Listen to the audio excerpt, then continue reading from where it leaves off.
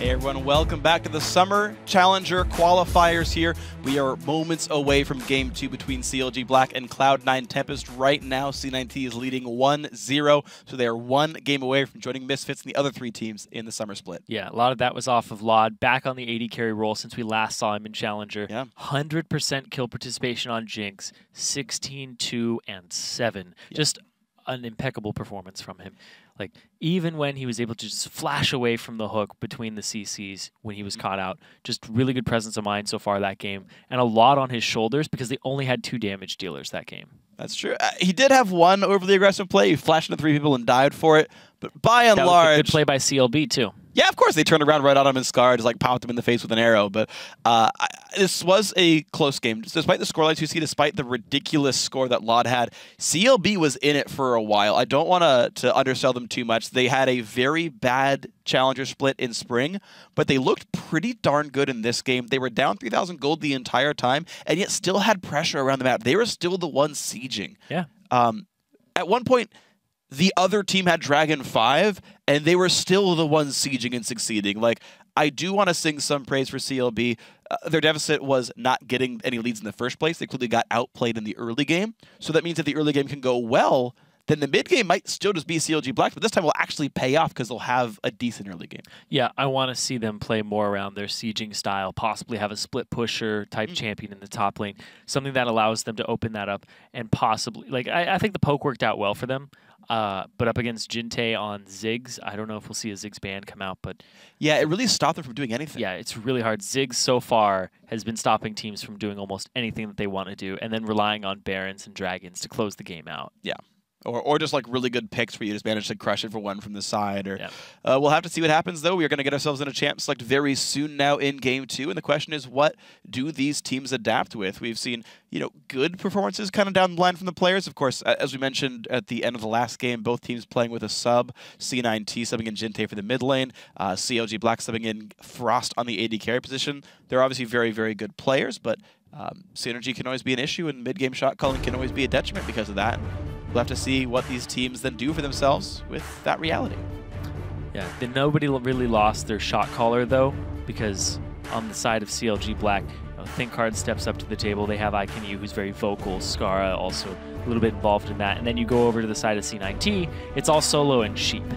So you have a shot caller on either side of the map. Solo King in the top lane, when he opens up the map, he likes to make those TP plays, and that's basically on him, right? He has kind of the Zion Spartan. I'm going, let's do this. Yeah, it's more of a Zion. It's kind of almost similar to what CLG actually has in Cloud9 Tempest. Shot calling style is kind of like what CLG has in the LCS. It's actually funny as you talk about Solo emulating himself around Mar, and that's eventually the style that SKT got themselves into as well after they rolled Mar into the lineup, into the main roster. These teams oftentimes play around every 6 minutes. They play around conveniently, like basically the teleport cooldown, but also the dragon respawns, which is when the top laner can actually show up and join the rest of the team. And so these shot callers say, yeah, let's prepare for the thing where I'm going to join you guys again. And we've seen the rise of top lane shot callers because of it. They're like, oh, cool, we can emulate this style and just play this 6-minute teamfight style. What a natural fit for me as a top laner. And it's interesting how some of these things end up coinciding quite well. I really like top lane, and the fact that TP's taking. Probably a lot of top laners are like, oh, I hate it because I don't get to take Ignite and kill the guy, but I really like the fact that it's such a far removed lane from most of the action. Like, it's like, I'm on an island, but now you have a way to beam yourself off the island and get involved. And I think that teleport is one of the better things to happen to competitive play in the top lane. Yeah, teleport, the life raft of the island metaphor, I suppose. And then you get put back on the island a minute later. So strong winds come afterwards and haul you back out there. The cruise ship crashes. I don't know, something like that. Either way, LeBlanc, Gragas, and Kalista all banned away from CLG Black. Rise, Alistair, Hecarim dropped from C9T, who have now first picked Sivir. Yeah, and that's a great first pick from them. Kalista off the field. They didn't ban the Jinx, though. Ashe was still available, but picking up the Sivir early on and having the Kalista ban means you don't have one of those hard counters available against it. And Laud loves this Sivir. Right now, he's played it 4 out of the 5 games we've seen him, including that last game with Jinx. So 100% win rate on it. Amazing scorelines every time he plays that champion. Just to give you an example, it's like 12-1 and 7, 7-0-7. He just has immaculate performances when he plays that AD carry. Yep, it's been good overall. So his 5th Sivir game in the qualifiers here. CLG Black to make their first choices, though, and we've seen teams time and again go for Rek'Sai when she is available. That's cover right now for FLICKR. Looks like they're happy to play a more individualistic style. None of those big Sejuani ult dive bombs, and maybe not as much of a team fight comp in this time for CLG Black, but they do pick up Gnar as another secondary tank, so still a frontline is picked up early for the squad. Yeah, I like this from Lorlo, though. I want to see him on this champion that can split push very well. Like, Rumble's not too much of a split pusher. He's more of a team fighter. Gnar kind of has the best of both worlds there. He can split push and duel very well. He also has a lot of team fight prowess. So Lorlo on that champion, I think it's a good adaptation because now they have a lot of split push pressure. All right, split push pressure could be a very good thing for CLG Black, as well as getting out of the laning phase, which Rek'Sai should help quite a bit. I also kind of got to imagine facing a 2-on-2 lane might help him a little bit, just because you can sometimes abuse Sivir's slightly weak laning phase. In the spectrum of AD carry, she's one of the more bullyable ones, so maybe something that can work well for CLG Black. Who knows, we'll have to see as time goes on, but right now, the Thresh Hover for Cloud9 Tempest, you know, iKennyU had first picked it over in the first game, and now it's been given over back to the second round of C9T as Jinte once again goes for Ziggs. Yeah, but he goes for Ziggs so early on. I wonder if he's afraid of Skara picking that up and taking it away from him. So he just wants that really high priority pick for him. Talk about it being important. Yeah, it's definitely an important champion in this matchup in terms of both mid laners seem like they want to poke the other down. So I don't know if Scar's going to go back to another Varus. It seemed like a strategy that didn't really work out for him, especially with Maokai still on the table. And that was something that Solo had a lot of success with, just soaking arrows and a lot of the damage from it. That's true, yeah. I do think, though, the poke siege was working for CLG Black. As you mentioned, right, they got a better top lane for split pushing to create some pressure, draw people away, even though they're still facing Ziggs. Yeah, I think CLB might go for a very similar type composition for themselves. Still 12 seconds to make their final choices. I do like their restraint and not hovering things. They lock in stuff basically together. There's the Koggins to lock, there's the Janna, so it is going to be still more poke, and we expect that to be mid lane Cog. That's more disengaged, too. So they have the disengage for iKennyU. I want to see him play passive on this Janna. I know iKennyU playing a passive champion is pretty much like goes against his instincts. You don't want to see me play Janna. Yeah, exactly. You put an aggressive player on that type of champion. Yeah. But I want to see Kenny step up this game and keep Skara protected and keep Frost protected, regardless of who goes where and with which champion, because there is a Kog'Maw on the field, regardless of whether it's AP mid or AD carry. You want to keep him safe.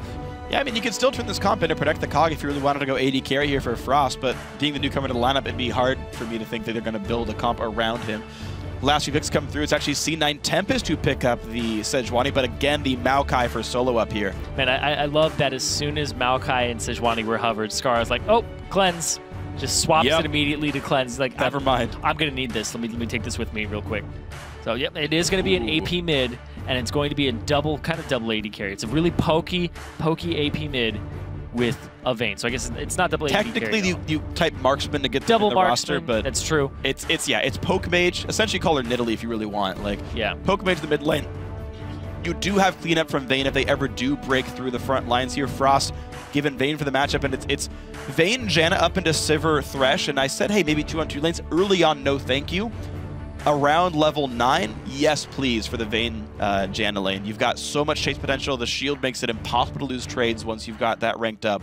And Vayne's a great chaser. So last time we saw Vayne played in the NALCS, the AD carry talked about how they just wanted to create these one-on-one scenarios, create these split push threats. You've got Gnar, you've got Vayne, and you've still got Cog who can wave clear great. A split-up map will work well for CLG Black. Yeah, they could 1-3-1 as well. Yep. But the fact that there's a Sivir means that they want a team fight on the side of C9T. They want to have that Ziggs, Sivir, the 2 damage threats as they have, combined with the Maokai and the Sejuani to just start these fights off. So, once again, 2 damage threats for C9T.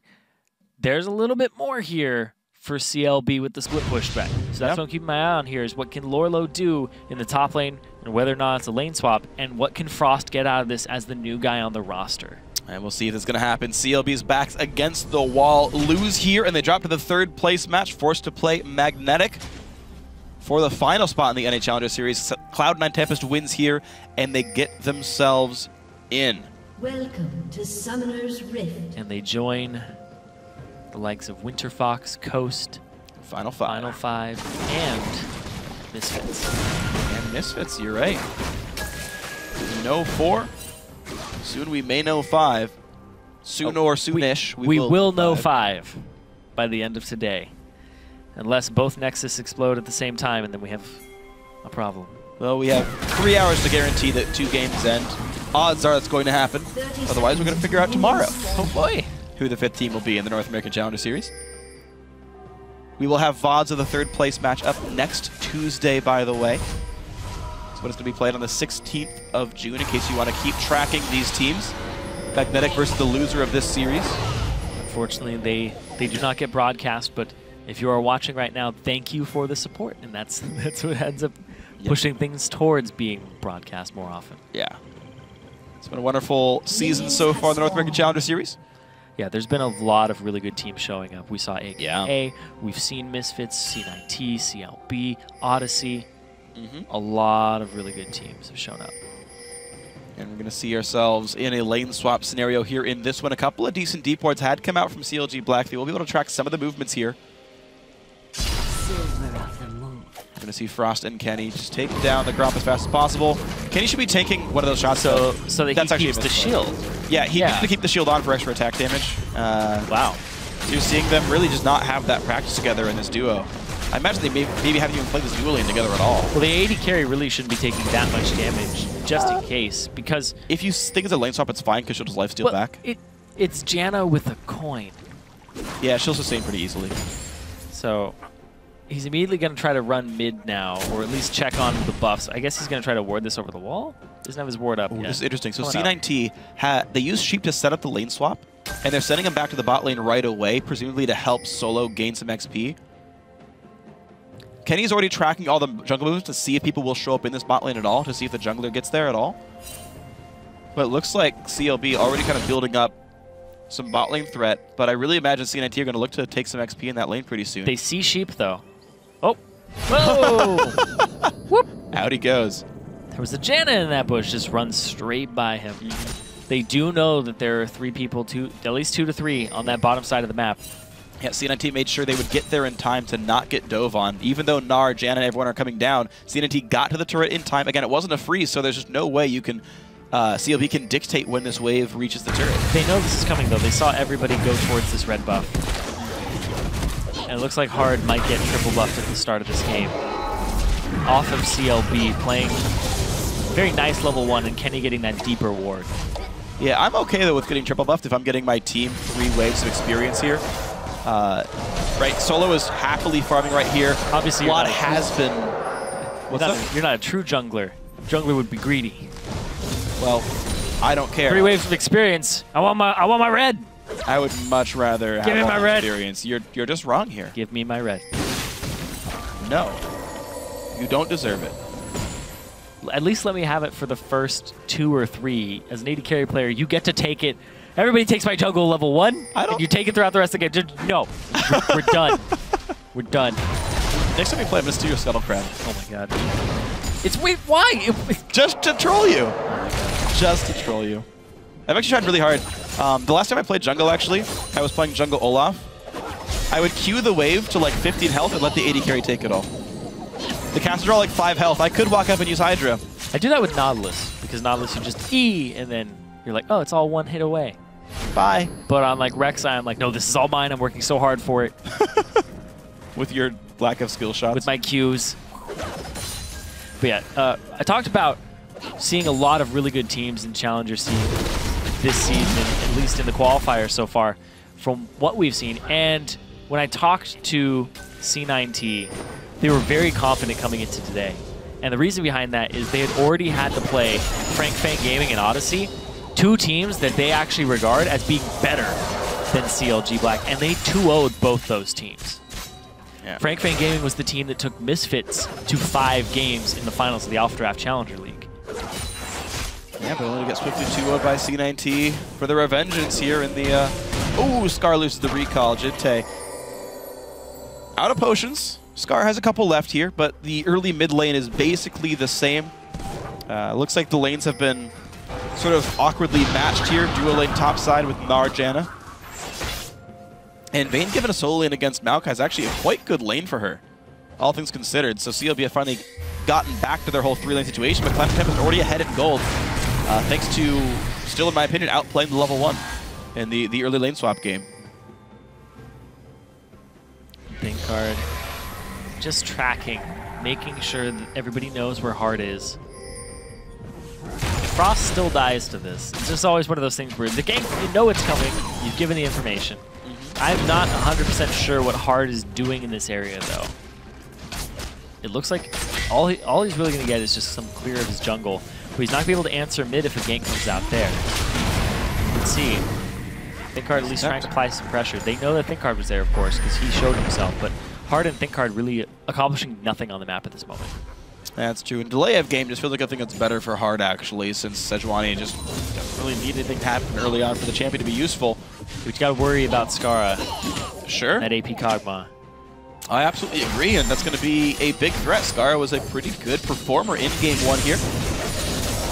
The 2-on-2 lane. Lot is hard pushing this wave right here. He must be close to the BF sword mark. Yeah, 1,628 gold on him. So this is the wave that gets in the BF sword recall, and I need to see where Cloud9 Tempest sends this lane now, because a BF sword Sivir has a lot of push power now that 7 minutes have passed. We're also going to send the Vayne back as well. Will it be a BF sword for him, or will he be going to Bilgewater Cutlass? Yeah. It is the Cutlass route. He can't afford boots, so chasing actually still not very good for him yet. He needs the extra movement speed to make sure that you can knock people down between auto attacks. I don't know, man. You Bilgewater slow them. It's okay. It's not that great, but yeah. Boots, definitely better. Definitely more persistent. And they immediately just swap it back up. It's going to be the AD carry support down bottom. The funny thing about this is it's basically a blind pick matchup. You both know you've all recalled, and you're like, which lane do we want? And right now, Sivir's going to be bashing her head into a Vayne lane. And a Vayne with lifesteal as well. Yeah, you're not going to push Frost out of the lane, but you certainly have way better wave clear, which means you can work down this turret and allow your team to roam easier. Lod could basically 1v2 this lane, because until Vayne gets some more movement speed, Lod can just like wave clear the wave immediately and then just like peace out and never get caught. So Sheep is able to roam right now, and Thresh roams are very good, especially against a Kog'Maw. Yeah, we know Sheep. Another Thresh player we saw Emilia last game, but look at this ThinkHard to the top lane on Solo. Lorlo only level 5, but still wants to go in on this Maokai. Here's the 2v1, and Solo can only run so far. Pops the flash, still gets hypered on. One hit away from the kill, tries to juke on in, still can't do much. Sejul comes by, hard flashes, and gets it. And now he's going to chase ThinkHard. It's red buff on this Rek'Sai. The tunnel. Oh. Oh boy. He's going to get away though. Okay. All right. Okay. Whew. Yeah. Oh, 1 for 1. It's one of those situations where you try to dodge by going to the longest route possible through the brush. Brush is not always safety. Sometimes going straight towards your objective, which is to get away, is the actual shorter route and safer route. That's true. Rek'Sai heals up, ults back down to the bot side, and in fact, she can maybe get behind the enemy team, but right now she rushes for the red buff, knowing that he's going to get there way before Hard does. ThinkHard making a really smart adaptation, realizing that he is totally safe. A nice pink ward to watch for the entrance, and there's no way he's not walking away with that red buff. Going with the Trailblazer as well on Rek'Sai. You don't really need that item. It just means you want a hard farm.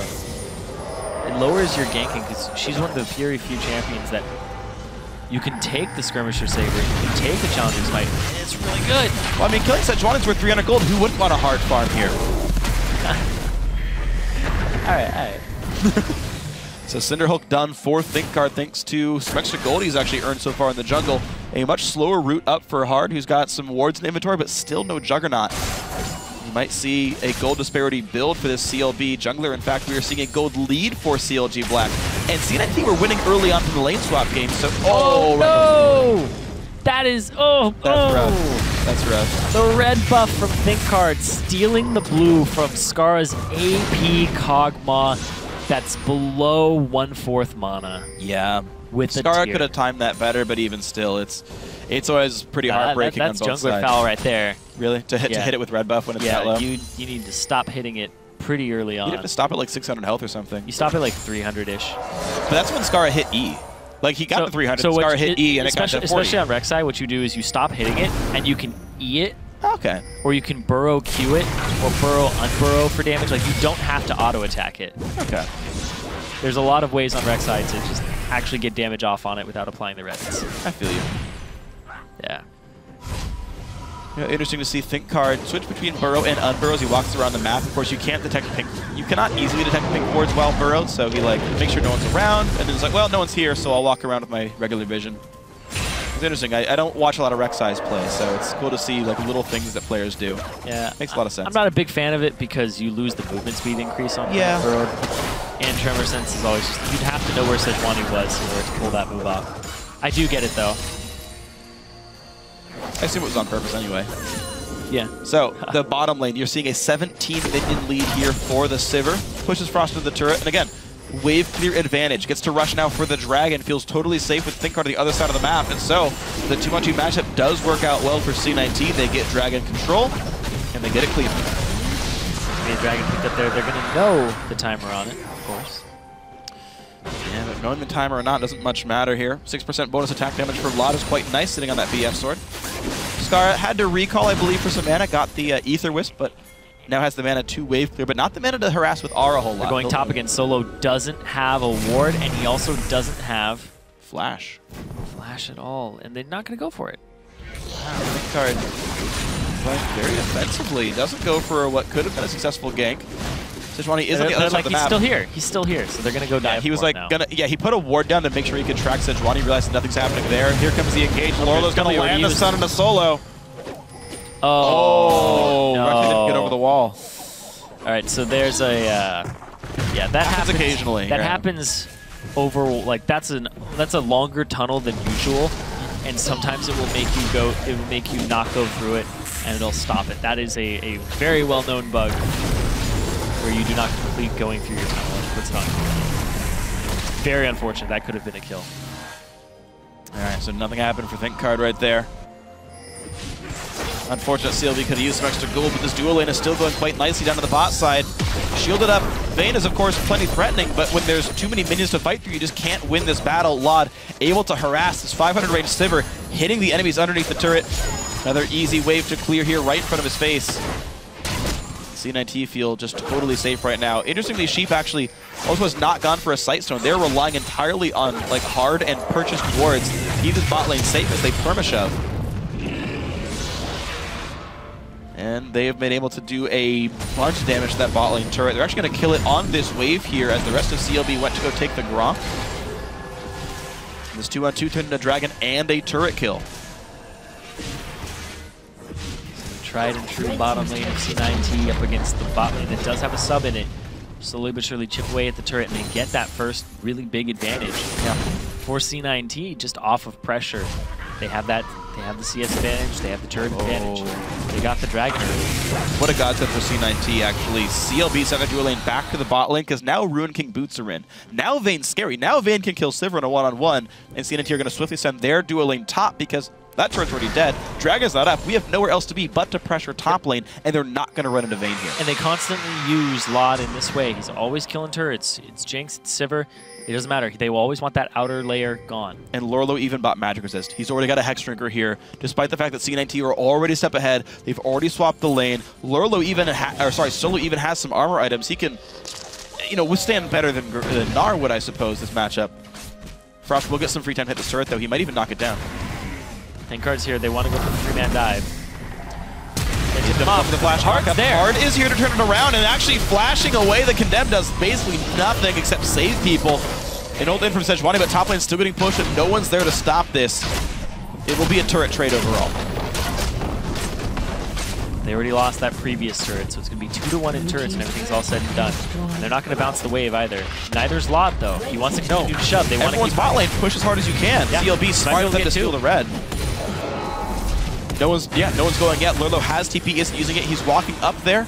Lod doesn't seem to deal damage to the turret. He could have chunked that. He's going for the Krugs instead. I don't know. He could have brought that turret to half. He has no wards, so he doesn't know that where Gnar could be or where Rek'Sai could be. But as it turns out, now he knows where Rek'Sai is. But had the chance of getting a lot of turret damage there. Hard on the top side of the map. They're bringing Lod to the bottom side of the map. Possibly for an engage. Picked up the crit cloak. Instead of going for more attack speed, he wants to synergize with his IE already. That's basically what happens there is you recall and you have 750 gold and no item slots, and you're like, I could buy Brawler's Gloves. Or a dagger. Or a dagger. Or a Book of Agility. Yeah. And if you're not going to recall for the next 1,000 gold, you might as well get the one item. I actually would have gone Zergreaves. That would have been my choice. More mobility. And more turret killing power in case it matters. Those are really the two things he's contemplating. But whatever. That's what he wants, though. Is he wants to get those crits. I mean, the crits served him really well last game. Yeah, won a team fight. Pretty much accelerated the game into his team's favor just off of those Jinx rockets. But now on the Sivir. Scar gets blue. Finally. Yeah, the Sivir's going to be very scary. She's farming quite nicely. The Vayne isn't too far behind, but we're sitting on a 700 gold deficit for Frost here, which is manageable. Vayne's not supposed to win lane. She's not supposed to have a lead, so it's okay. Zergreaves done for her as well, so she's got that first power play you care about on Vayne. She's got the mobility and the attack speed to chunk people out. It's time to see. Skara has 11. Poke, has the blue, has 11. Not quite at Luden's Echo. He can actually combine it now when he gets back to base, and Dragon's in 45 seconds. Skara needs to get this item. Kenny, though. Oh, man, Kenny just getting caught up by a hook. Gonna get ulted in, and down goes the kill.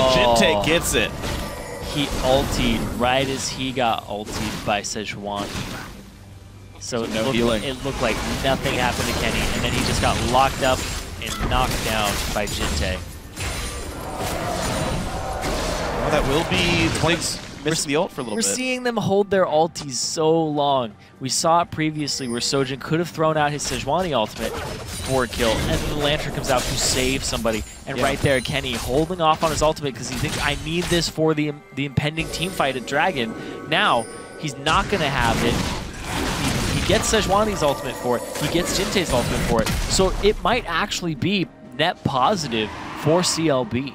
The problem is, Scar's getting chunked out in the mid lane. There's actually some good damage coming through from this Jinte Ziggs, and there's still no Luden's Echo. Scar can afford it, but he's not getting it. All right, home guard TP. Lolo is not Mega Gnar, though, getting destroyed right there. Summoner Heal used Frost. Very alone, though. He's getting jumped on by Solo. A nice knockup by FLICKR, but I don't know if they can win the fight. Looks like they think they can. In goes Frost. He gets one. He's now got to run from Lawn. The Flay gets him killed. Hard takes him out. A 1-for-1. C9T staying ahead. Super aggressive play there by Frost. And Lorlo. Ruin King. Man, yeah, he didn't Ruin King at all. Like, there's a lot of things here back and forth. Like, Lorlo really early to that fight, really early on the TP. He thought he was going to flank them, but Lod, with the crit cloak, just getting those crits off over and over again in that fight. He's already critting him for about 300. That guy has no armor. Exactly. He's still itemized to deal with his Maokai, but Merc Treads are there to, I guess, stuff up hooks and Maokai roots and whatnot, but without armor, without a lot of health, you're easy to kill as mini Gnar. Unfortunate play there by Lorlo. The TP flank does not do anything. Scar finally does have this Ludens, which means that spike has finally come in, but it came in after Dragon already got taken. Yeah, they might be able to secure him this blue buff, though, and take it away from Jinte. If they're able to pull this off, Skara, he has to shove this mid wave, and he has to get there as soon as possible. He's a little late to this party. He doesn't get to poke. Kenny's got to be careful as Jinte is chunking him out a little bit. Smite War is going to be here between Lod and... They want to smite it. They want to take it. Okay, FLICKR smites it and takes it away. Jinte will not have blue. There's so many people up here, though. They're 2v1ing this bot lane. They're going to lose this turret. And Frost says they're leaving the sub to his own. Yeah, and you know, you like to put Vayne in these long lanes and go for these 1v1 fights. And in fact, that's pretty nice as well, the wave clear here from Jinte.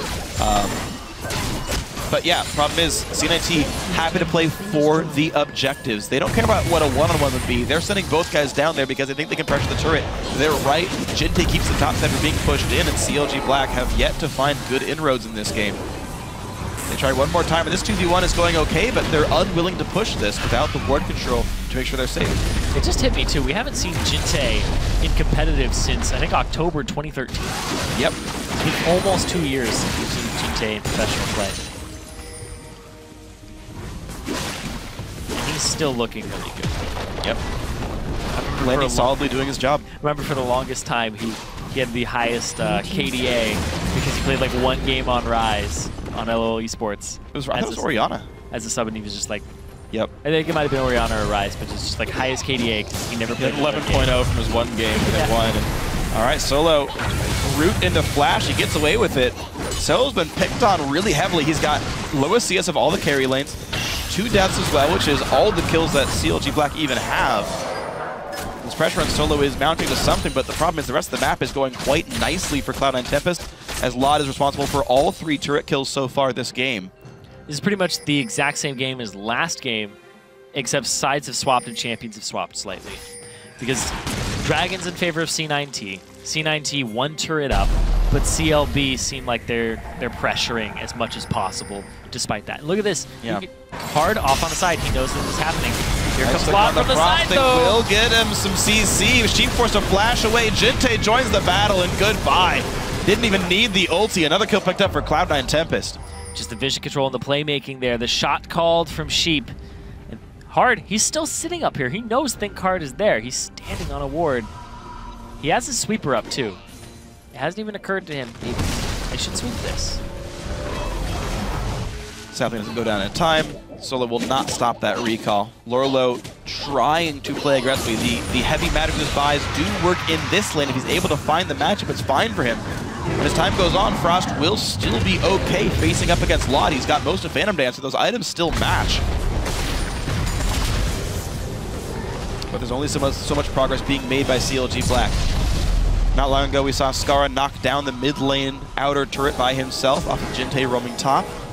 Skara soon to get his Archangel staff as well, means he's going to continue getting more ability power. You can see how strong this AP Kog'Maw can be. He's going to get his blue buff as well, it looks like. Super blue buff dependent. Yeah, you can't harass without blue. Think Hard can't take another clear one of those. Death cap done now for Jinte. He will always be able to wave clear, whatever he hits. Blue buff is in for Skara. Finally able to rain down some Terra, but it's much more effective when he has that Lugens on. You can see Think Hard kind of bullying Hard around.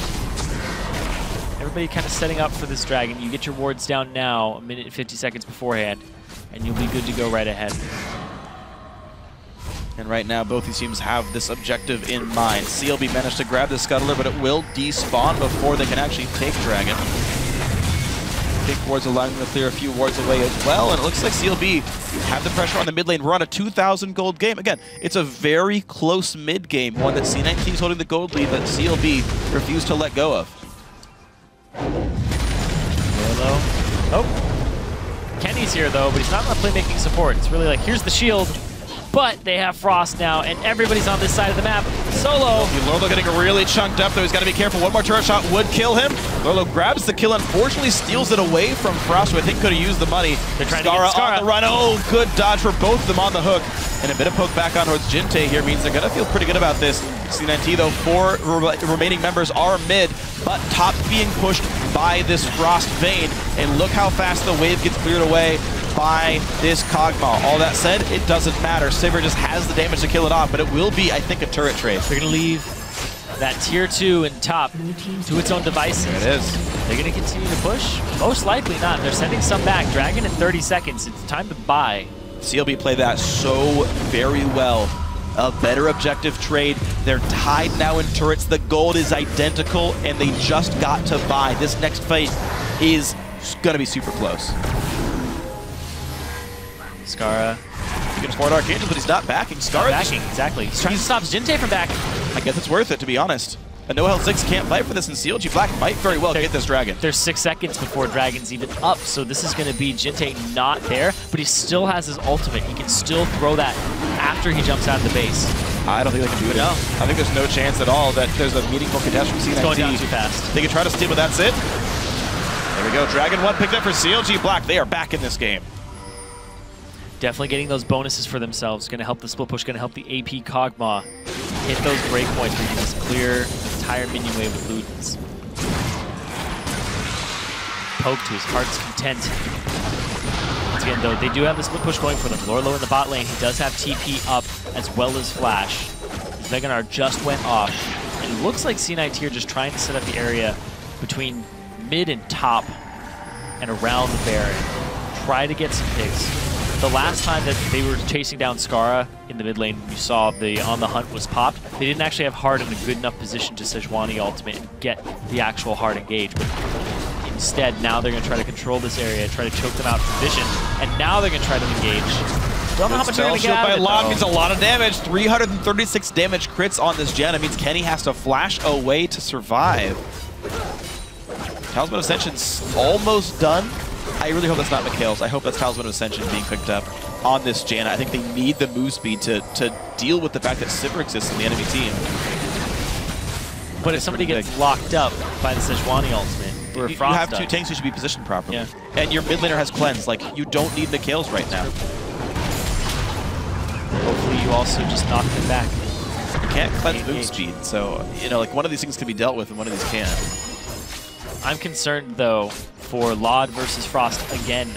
Frost, he's even in levels, but he's almost 100 CS down. He's just getting bullied and abandoned. And here comes a fight. This is actually a pretty good one. She's getting locked up, and Silverbolt's doing a whole ton of damage, but Solo is there on the backside, stunned into the wall, taking a ton of damage himself, actually. Lorlo on the front lines is mini-nar, and he can't do anything. Kenny goes down. Enough damage comes through thanks to Hard's ulti on this. Laud? Oh, Laud's going to be pretty careful. Cup 4 Scar hits would kill him, but he's not in range for more. He's not level 16. C9T get a 1 for 0 and get out. Wow, crazy hectic fight there. Lorlo's TP location right onto the turret. No real advantage there, no real vantage point from that. They see that coming a mile away, but Skara, whoa. Speaking of seeing it coming a mile away. Oh, Skara, you're a Kog'Maw. Whoa! He gets a slow, though. It's going to be hard to catch him now. Hook misses. Sheep will get the flay, and that means he's going down. Skara yells timber. They will get Solo back, though, and now Hard on the chase. Cog passive does plenty. Scar using his full kit, the flash knockup think card. Getting a pick on a Jinte, 3 kills. This could mean Baron for the team if they can pick up Laud. It's close. Lorlo's going to be Mega Gnar. Hops the wall. Great lantern to keep him safe. Skara can ult back in and do Baron. Skara with the, that was actually, it was a good play. Making full use of the kit, like you said. That's Baron. That's 100% Baron. Feed to win, and it worked. Gave up his body. Yeah, the Vayne chase down is very real. CLB have such good mid-game shot calling for a challenger team. They have stuck it in with C9 Tempest. A great fight gives them Baron, and CLB for the first time all series are actually winning.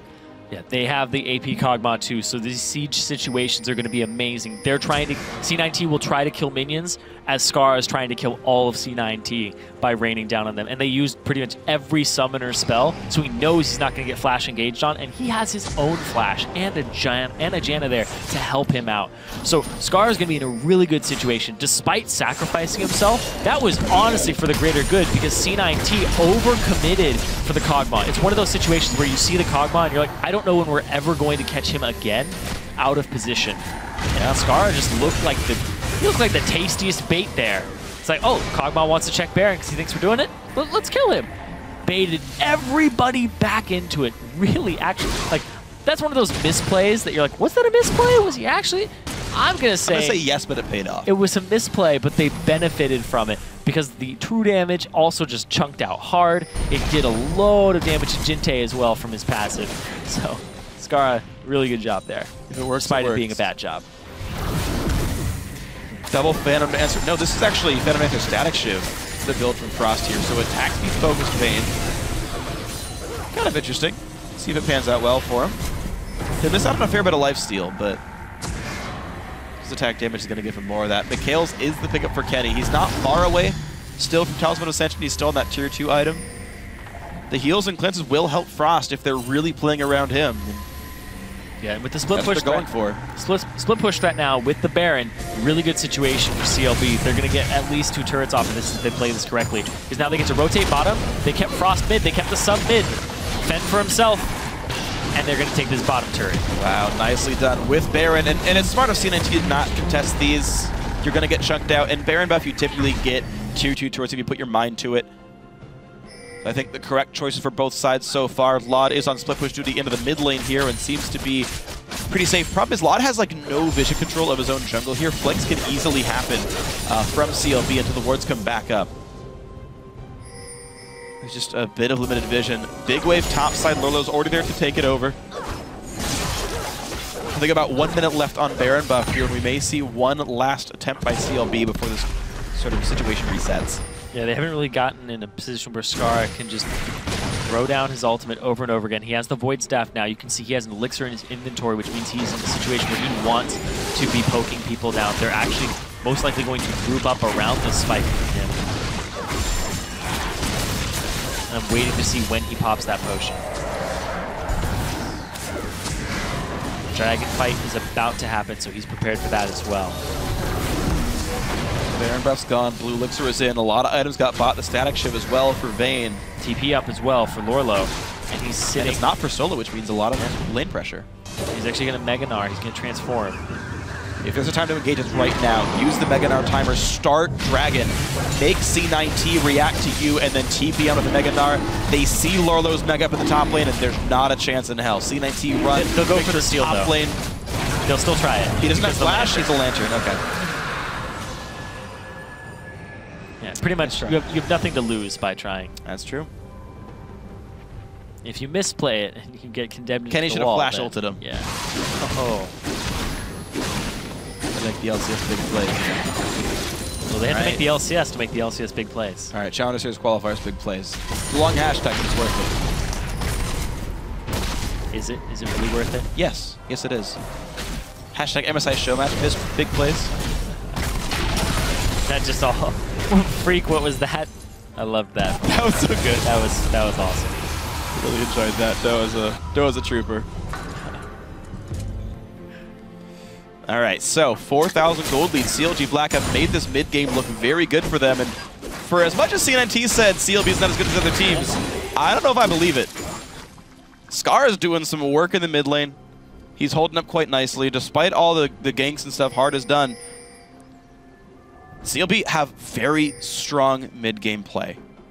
They have 4,000 gold, and they have the tools to win this game for sure. It's not the Jinx again. It's that short range of Lod. So Lod is not actually as much of a threat. And CLB get to play their own game on their own terms and just play kite backwards, peel for Frost, peel for Skara, instead of having to be, let's get it Jinte, let's get it Lod. Right. Now they have the primary threats that need to be worried about. And it kind of changes the whole dynamic of how each team is approaching the game and approaching the fights. Because now Hard really relies on getting to that back line instead of his previous job, which was, let's peel, let's move backwards, let's make sure that Lod can position correctly around me.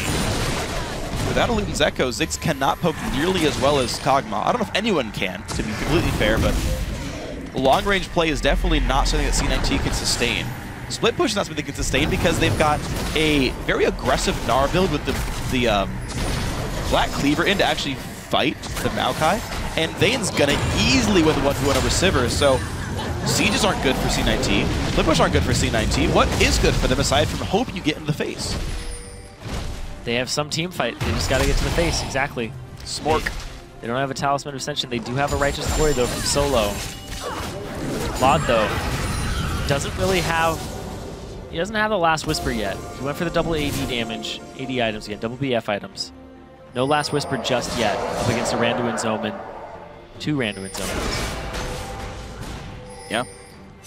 It means that Jinte's going to be big, though. He's got the core 3 items for AP, though. Deathcap, Void Staff, and Thieves are there, so you have to respect Ziggs' damage. He's not quite a zero Cassiopeia, but Ziggs does some pretty serious teamfight damage for sure. The consistent damage is quite good. Q's got a short cooldown. Yeah, if you throw out the ultimate correctly, the teamfight is basically over before it even starts. Yeah. And over before it even starts, might be that Baron here. 20 seconds on that Baron. Lorlo TP, Solo TP, and now they're just prepping the bottom lane. They're prepping, they're prepping the Baron area as well. Make sure that they will be in a spot that they can contest and take it. Lorlo has transformed already, so he'll be locked out of that when Baron spawns. Pink wards in inventory of CLB, also 3 sweepers, one of which is upgraded. That will allow them to clear away many of these wards. FLICKR gets spotted by Hard, though, has to jump the wall to get away. And continues to put wards down as best he can. Still fights him, though. FLICKR feels real safe. Isn't winning the fights against Hard, though, has to sustain back up afterwards. Now, I actually went and looked at the match resist values of all of CLG. It's basically like between 110 and 30. It's very low magic resist numbers from this lineup. Lorlo's got a decent amount, but no one else has much afterwards. Which means that this, I mean, you're seeing the Kog'Maw poke, but like, if Ziggs lands damage, it's even more than we saw right there. Yeah, with that Void Staff too, it's pretty much going to negate the benefits of that Aegis of the Legion and lock it. Here's the hard engage. They're going to try. Lorlo is almost Mega Gnar, though. It's going to be a rough time for them as Mega Gnar will be here. FLICKR taking so much damage, tries to stay alive, but will not do so. Kenny can't heal enough, but Scar is doing a lot of big three-man stun for Lorlo. Frost getting jumped on. QSS is out, takes the Mikhail, still alive. Cannot go down. Chunks out C9T. It's a 4-for-1. Triple kill going over to Frost, the substitute player. Coming up big on this vein, and Lorlo making that fight. He's still going to train him down. If that hits, ooh, decides to back off. The turret. There's a Baron to be had, and CLG Black. Yeah, I mean, you can take this, guys. Like, you just need someone to take it. Wait for Lorlo to get there. There he is. This is going to be the Baron cleanly and quickly picked up by CLG Black. Kenny should play actually farther back. He's taking damage from Baron just by being around. You can see that green stuff under his feet. Losing health for free, but it's all right. They're going to get it. Lorlo goes Mega Gnar to stay alive. And Baron number 2 for Counter Logic Gaming Black. They're now up 7,000 gold. Beautiful play there by Lorlo. The TP in. They didn't respect the Gnar. I saw everybody start moving forward in their positioning, and they just clumped around for a great 4-man. Jinte, he gets a little bit of this fight. FLICKR starts it off on the right foot, but Jinte now is trying to get to Scar, trying to get to Kenny. I don't think it's the right place. Boom. 3-man. Because there's already somebody there. I thought it was a 4-man originally. But oh man, got chunked out, and Frost just can't quite die anymore because if it's a 2-threat comp. Yeah. Jinte was actually he blew his burst onto FLICKR to then chased Kenny a little bit, and Law just as soon as Law died to Frost, fight over. Yep, and Frost had free reign of that because Lorlo was causing so much pressure, and that's the thing I talked about where hard his mindset is no longer peel for my squishies, it's get their squishies. And when you're thinking like that, you're not protecting Law. Bot has to walk forward even further, and then everybody gets gnarred because everybody's focusing on Frost and Skara and trying to get them out of the fight. They're not focusing on Lorlo, and he took advantage of that. He absolutely did. It's beautiful stuff here. 2.2 attacks per second on the vein. Ooh, not gonna happen. Dragon 3 comes in, they land that stun on the heart, but they can't quite get the knockout. Yeah, it's gonna hurt a lot. Oh my lord. Oh my lottie. Coggle does reveal for a few seconds. He sees where he's going, but Scar can't quite land the extra abilities. However, it does mean mid lane is open. This will be taken down for certain. On the second Baron, CLG Black get their 6th turret kill of the game. They go towards the mid lane inhibitor turret. They knock that one down as well. The inhib under fire. C9T just done healing now, but Lorlo's Mega Gnar has ended. Doesn't matter. They can't fight it. CLG Black well ahead now. Great foothold in this game from them. Despite only being up 3 kills, it's all these turret takes, it's all these times that they've set up for objectives in the team fight. Once again, blue buff actually goes over. He smites it. FLICKR just wants to make sure Jinte can't get it. Yep. Making 100% sure. You know what's funny? This is almost the exact same team that Magnetic ran in game 1. On C9T side, yeah. Yeah. It's the Zig Sivir, and yet CLB are making really good headway, actually, knocking the base down. They got the mid lane and hip down. See what else they can push for here. It's because they brought their own wave clear and poke. Yeah, they got the, well, I mean, you consider AP Nidalee would be poke, but... Yeah, that's true. That's really how they made it into some things, is through the AP Nidalee and the split push. Yeah. So they have the split push, they have more wave clear. The AP Kog'Maw, in my opinion, much lower cooldown. Yeah, I mean, he's a better poke champion to be sure. Like, as far as the scale goes, he's pretty much on the top end of it. But they've managed to chunk out C9T, knock buildings, and afterwards you can see what CLB does with the lead. It's pretty damn clean. They played around Mega Gnar actually basically perfectly. They're like, yeah, we will take this fight because Mega Gnar's at 90% bar. And it's been good time and time and time again. We're going to see Mercurial Scimitar come in for Frost soon. I actually want to see him build another tank item afterwards. Because the only way CLB loses fights now is if Frost dies.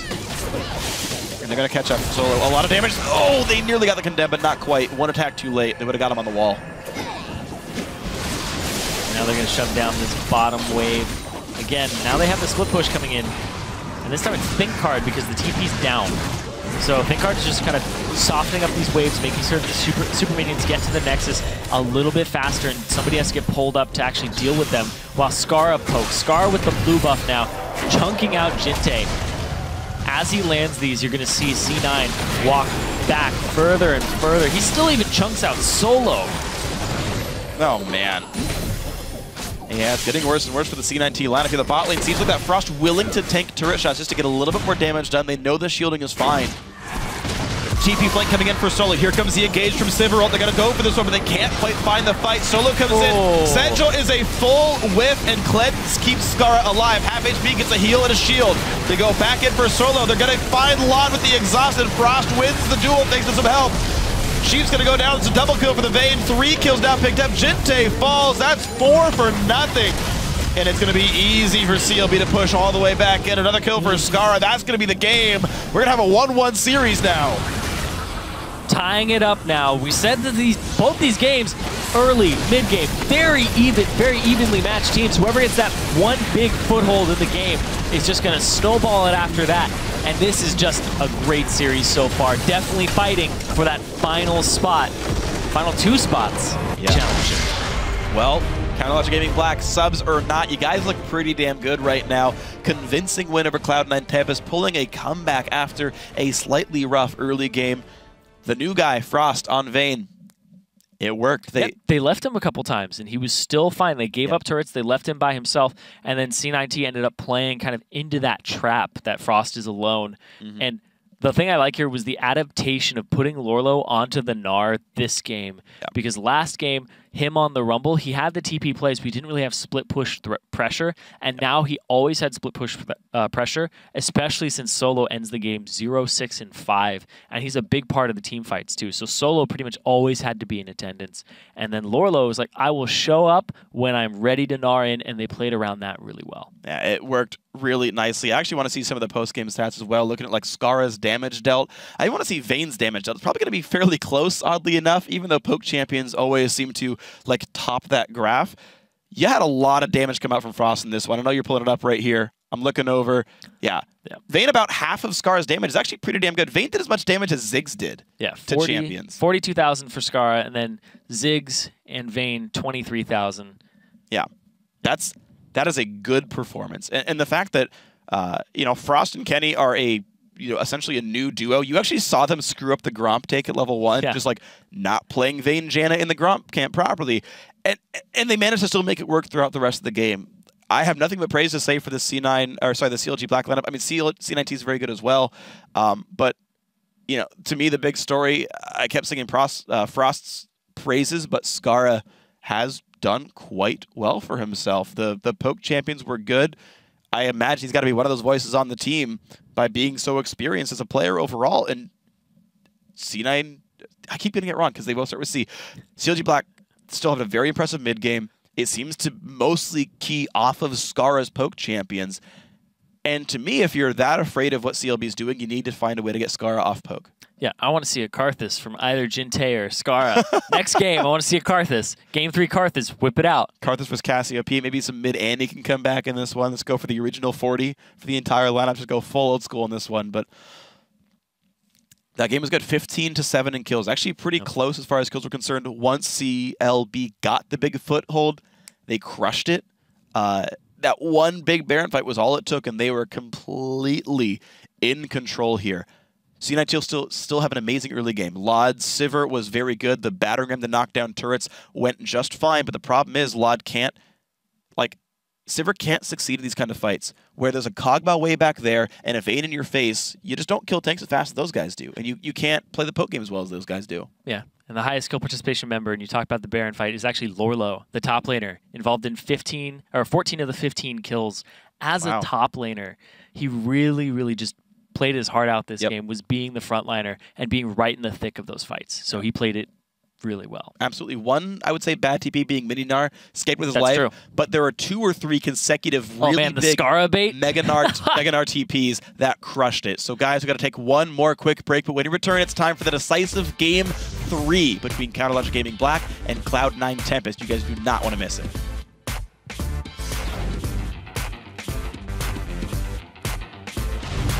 Ton of damage himself, actually. Lorlo on the front lines is Mini-Gnar, and he can't do anything. Kenny goes down. Big 3-man stun for Lorlo. Frost getting jumped on. QSS is out, takes the Mikhail, still alive. Cannot go down. Sheep's going to go down. It's a double kill for the Vayne. 3 kills now picked up. Jinte falls. That's 4 for nothing. and it's going to be easy for CLB to push all the way back in. Another kill for Scar. That's going to be the game. We're going to have a 1-1 series now.